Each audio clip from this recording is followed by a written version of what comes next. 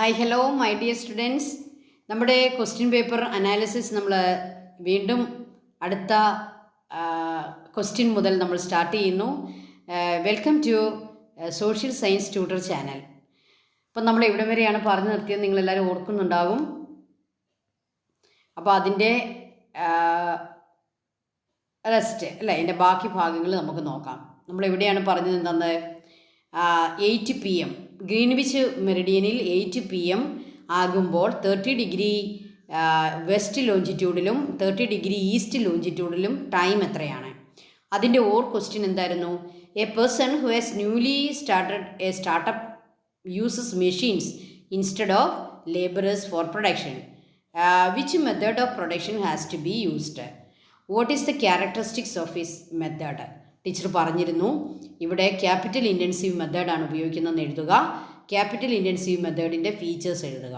Okay, 6th question number ഇടാൻ ആരും മറന്നു പോകരുത്. Question number is very very important. നമുക്ക് മാർക്ക് കിട്ടണമെങ്കിൽ ക്വസ്റ്റ്യൻ നമ്പർ അത്യാവശ്യമാണ്.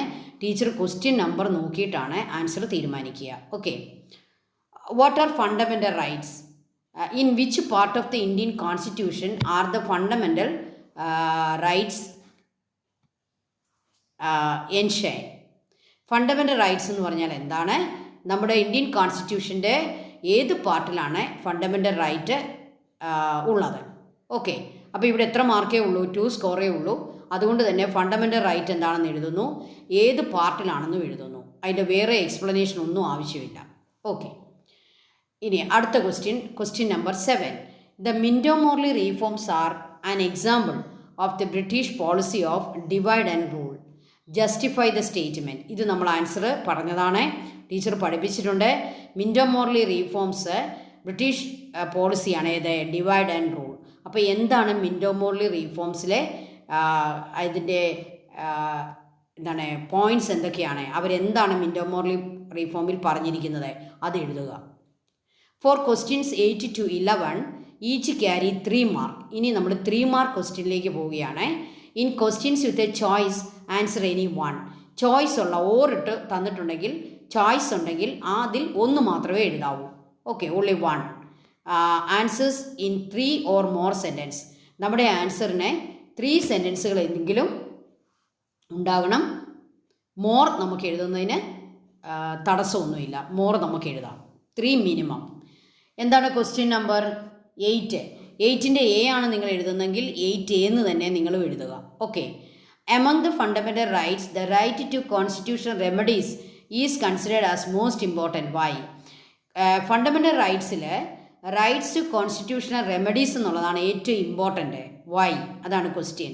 അപ്പോൾ റൈറ്റ് ടു കോൺസ്റ്റിറ്റ്യൂഷണൽ റെമഡീസിനെ പറ്റി നിങ്ങൾക്ക് എത്ര പോയിൻറ്റ്സ് അറിയാവോ അതെല്ലാം എഴുതുക. ഓക്കെ,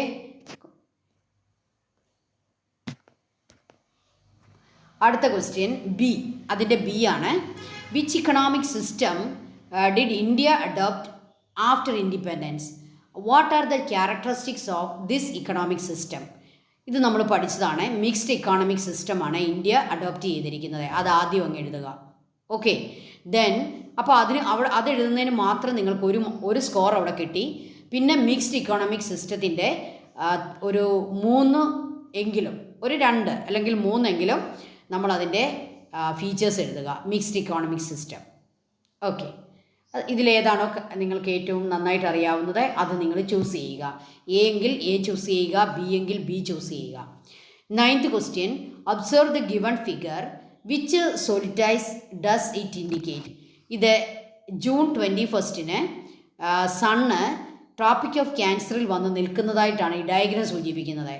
അതുകൊണ്ട് തന്നെ ഇത് ഏത് സോളിസ്റ്റൈസ് ആണ്? ദിസ് ഈസ് സമ്മർ സോളിസിറ്റൈസ് അല്ലേ? Right the characteristics of this solstice. അപ്പോൾ നിങ്ങൾ ആദ്യം എഴുതേണ്ടത് എന്താണ്? This is summer സോളിസിറ്റൈസ്.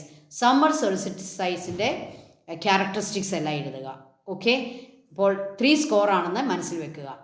Okay, then അവിടെ ക്വസ്റ്റ്യൻ ഇല്ല. Then question number 10.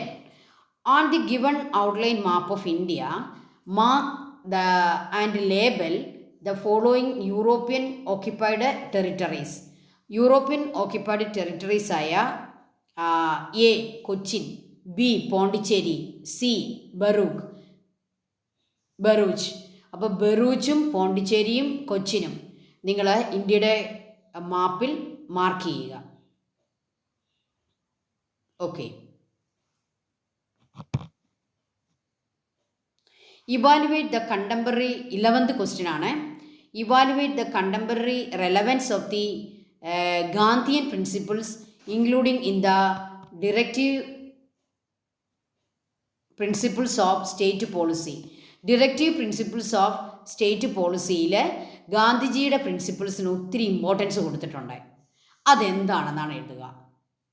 ഓക്കെ, അതിൻ്റെ റെലവൻസ് എന്താണെന്ന് എഴുതുക. അപ്പോൾ ഇത്രയും ക്വസ്റ്റ്യൻസ് ആണ് 3 സ്കോറുള്ള ക്വസ്റ്റ്യൻസ്. അപ്പോൾ അതിനെല്ലാം മിനിമം 3 പോയിൻറ്റ്സ് എങ്കിലും ഉണ്ടായിരിക്കണം. മോർ പോയിൻറ്റ്സ് നമുക്ക് എഴുതാം. Okay. Question 12th to 13 carry 4 marks each. ഇനി 4 മാർക്ക് ക്വസ്റ്റ്യനിലേക്ക് നമ്മൾ കയറുകയാണ്.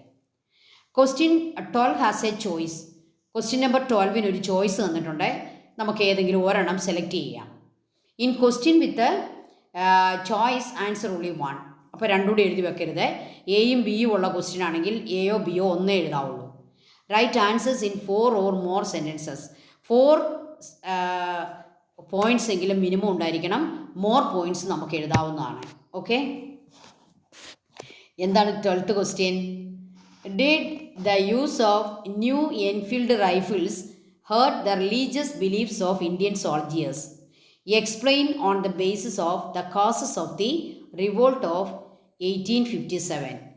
അപ്പോൾ 1857 റിവോൾട്ട് സിപ്പായി ലഹള അല്ലെങ്കിൽ the first war of Indian independence എന്നൊക്കെ അറിയപ്പെടുന്ന റിവോൾട്ട് ഓഫ് 1857 അതാരാ തുടങ്ങി വെച്ചത്? സോൾജിയേഴ്സ് അല്ലേ?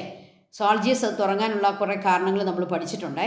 അതിനകത്തെ ഒന്നായിരുന്നു the use of new Enfield rifles. അതാണ് നിങ്ങൾ എഴുതേണ്ടത്. ഓക്കെ. അപ്പോൾ അത് നന്നായിട്ട് എഴുതണം. 4 മാർക്കുണ്ട്. 4 സ്കോർ കിട്ടണമെങ്കിൽ നമ്മളൊരു 4 പോയിൻറ്റ്സ് എങ്കിലും എഴുതുക. ഒരു 5 or 6 പോയിൻറ്റ്സ് എഴുതാനായിട്ട് പ്രത്യേകം ശ്രദ്ധിക്കുക. അപ്പോൾ ഇതിനകത്ത് നമ്മൾ കൂടുതൽ കോൺസെൻട്രേറ്റ് ചെയ്യേണ്ടത് ഈ ഷിപ്പോയ്സിൻ്റെ അല്ലെ സോൾജിയേഴ്സിൻ്റെ കാര്യങ്ങളാണ്. എന്നാൽ നിങ്ങൾക്ക് അതിൻ്റെ കോഴ്സസൊക്കെ കൂട്ടി അത് എഴുതാനായിട്ട് സാധിക്കും. ഓക്കെ. അതിൻ്റെ ബി എന്താണ്? How did western education help in developing nationalism among Indians? Western എഡ്യൂക്കേഷനും നാഷണലിസവും തമ്മിലുള്ള കണക്ഷൻ എന്താണ്? വെസ്റ്റേൺ എഡ്യൂക്കേഷൻ നാഷണലിസത്തെ പ്രൊമോട്ട് ചെയ്തോ? അത് നമ്മൾ പ്രത്യേകം പഠിച്ചിട്ടുണ്ട്. വെസ്റ്റേൺ എഡ്യൂക്കേഷൻ ആൻഡ് നാഷണലിസം അതങ്ങ് എഴുതിയാൽ മതി. അതങ്ങ് എഴുതുക. ഓക്കെ. ഇനി 13th question. Explain any 2 basic economic problems. ഏതെങ്കിലും 2 ബേസിക് ഇക്കണോമിക് പ്രോബ്ലംസിൽ 2 എണ്ണം എക്സ്പ്ലെയിൻ ചെയ്യണം. ഏതൊക്കെയാണ് നമ്മൾ പഠിച്ചിരിക്കുന്ന basic economic problems? What to produce, how to produce and for whom to produce. ഇത് 3 എഴുതിയിട്ട് ഏതെങ്കിലും 2 എണ്ണം എക്സ്പ്ലെയിൻ ചെയ്യുക. ഓക്കെ. 4 മാർക്കിൻ്റെ സ്കോറാണ്. എക്സ്പ്ലെയിൻ ചെയ്യാൻ പ്രത്യേകം ഓർക്കുക. അടുത്തത് ക്വസ്റ്റ്യൻ 14 and 15 ക്യാരി 5 മാർക്ക്. 5 മാർക്കിൻ്റെ ക്വസ്റ്റ്യൻ നമ്മുടെ ലാസ്റ്റ് ഭാഗത്തേക്ക്, നമ്മുടെ ക്വസ്റ്റ്യൻ പേപ്പറിൻ്റെ ലാസ്റ്റ് ഭാഗത്തേക്ക് നമ്മൾ വരികയാണ്. 5 മാർക്കിൻ്റെ ക്വസ്റ്റ്യൻ ആണ് ഇനി നമുക്ക് അറ്റൻഡ് ചെയ്യാനുള്ളത് അല്ലേ? In questions with a choice answer only 1. Choice ഉണ്ടെങ്കിൽ ഒരെണ്ണം എഴുതിയാൽ മതി. Right answers with detailed explanation. അപ്പോൾ ഇതിന് എത്രമാത്രം എഴുതണം? എന്തെല്ലാം നിങ്ങൾക്കറിയാവോ അതെല്ലാം എഴുതുക. ഡീറ്റെയിൽഡ് ആയിട്ട് എഴുതുക. Question number 14A. Describe the contribution of Rajaram Mohan Roy and Pandita Ramabai in the field of social reform in India. ഇന്ത്യയിലെ സോഷ്യൽ റീഫോമിനെ പറ്റിയും സോഷ്യൽ റീഫോർമേഴ്സിനെ പറ്റിയും നമ്മൾ പഠിച്ചു. അതിലെ 2 പേരെയാണ് നിങ്ങൾ എക്സ്പ്ലെയിൻ ചെയ്യേണ്ടത്. Rajaram Mohan Roy, he was the pioneer, and Pandita Ramabai. ഇവരെ 2നെയും കുറിച്ച് നിങ്ങൾക്ക് എന്തെല്ലാം അറിയാമോ അതെല്ലാം എഴുതി വെക്കുക. രാജാറാം മോഹൻ റോയ് എന്ന് എഴുതി അണ്ടർലൈൻ ചെയ്ത് അദ്ദേഹത്തെ പറ്റി എഴുതുക. പണ്ഡിത രമാബായി എന്ന് എഴുതി അണ്ടർലൈൻ ചെയ്തിട്ട് അവരെ പറ്റി എഴുതുക. ഓക്കെ. അപ്പോൾ അണ്ടർലൈൻ ചെയ്യുന്നതിനും ഹെഡിങ് എഴുതുന്നതിനും ഒക്കെ നമുക്ക് പ്രത്യേക സ്കോർ കിട്ടുന്നതാണ്. അങ്ങനെ ഭംഗിയായിട്ട് നമ്മുടെ എസ്സേ ക്വസ്റ്റ്യൻസ് എഴുതാനായിട്ട് പ്രത്യേകം ശ്രദ്ധിക്കുക. അതിൻ്റെ ബി നോക്കിക്കുക എന്താണെന്ന്. Evaluate the role of the battle of Plassey and the Buxar in laying the foundation of British rule in India. ഇന്ത്യയിൽ ബ്രിട്ടീഷ് റൂളിന് ഫൗണ്ടേഷൻ ഇട്ടതാണ് ഈ 2 battles, battle of Plassey and battle of Buxar രണ്ടിനെ പറ്റിയും നേരത്തെ എ പോലെ തന്നെ രണ്ടിനെ പറ്റിയും വിശദമായിട്ട് എഴുതുക. അപ്പോൾ ആദ്യം എന്ത് എഴുതണം? ബാറ്റിൽ ഓഫ് പ്ലാസി അണ്ടർലൈൻ എന്ന് എഴുതുക. ബാറ്റിൽ ഓഫ് ബോക്സർ അണ്ടർലൈൻ തന്നെ എഴുതുക. ഓക്കെ, ഇപ്പം നിങ്ങൾക്ക് മനസ്സിലായല്ലോ. 7ാം ക്ലാസ് പോലെയല്ല, 8ാം ക്ലാസ്സിൽ നമുക്ക് കുറച്ചുകൂടി അഡ്വാൻസ്ഡ് ആയിട്ടുള്ള ക്വസ്റ്റ്യൻസ് ആണ് വരിക. കൂടുതൽ നമുക്ക് എഴുതുകയും ചെയ്യണം. നിങ്ങൾ വളരെ വിജിലൻ്റ് ആയിരിക്കണം, നന്നായിട്ട് പഠിച്ചുകൊണ്ട് പോകണം കേട്ടോ. Explain local time and Greenwich time, mean time. അത് ലോക്കൽ ടൈമും നമ്മൾ എന്താണെന്ന് എഴുതണം, അതിനെ എക്സ്പ്ലെയിൻ ചെയ്യണം. ഗ്രീനിച്ച് മീൻ ടൈം എന്താണെന്ന് എഴുതണം, അതിനെ എക്സ്പ്ലെയിൻ ചെയ്യണം. What is local time, what is Greenwich mean time. 2 heading എഴുതി രണ്ടിനെ പറ്റിയും വിശദമായിട്ട് എഴുതുക. അപ്പോൾ 5 5 10 മാർക്കാണ് നിങ്ങൾക്ക് ഇവിടെ കിട്ടുക. Okay, thank you children. നല്ലൊരു ക്വസ്റ്റ്യൻ പേപ്പറാണ് നമ്മൾ ഡിസ്കസ് ചെയ്തത്. ഇതേ മോഡലിലായിരിക്കും നമുക്ക് ക്വസ്റ്റ്യൻസ് വരിക. അപ്പോൾ നല്ല ആത്മവിശ്വാസത്തോടെ എഴുതാനായിട്ട് ശ്രദ്ധിക്കുക. ഇനി ഫിഫ്ത്ത് ചാപ്റ്ററിൽ നിന്ന് നമുക്ക് ഈ ക്വസ്റ്റ്യൻ പേപ്പറിൽ ചോദ്യം വന്നിട്ടുണ്ട്. പക്ഷേ 5th ചാപ്റ്റർ ഒരു പക്ഷേ നമ്മുടെ ടേമിലി എക്സാമിന് വരും എന്ന് എനിക്ക് തോന്നുന്നില്ല. ടീച്ചറിൻ്റെ ഒരു അസംഷനാണ്, അങ്ങനെ എനിക്ക് തോന്നുന്നില്ല. ഏതായാലും നിങ്ങളുടെ സ്കൂളുകളിൽ നിങ്ങളെ പഠിപ്പിച്ചുവെങ്കിൽ നിങ്ങൾ അതുകൂടി ഒന്ന് നോക്കിക്കൊണ്ട് പോകാനായിട്ട് ശ്രദ്ധിക്കുക. Okay, thank you children. Thank you so much. May God bless you all.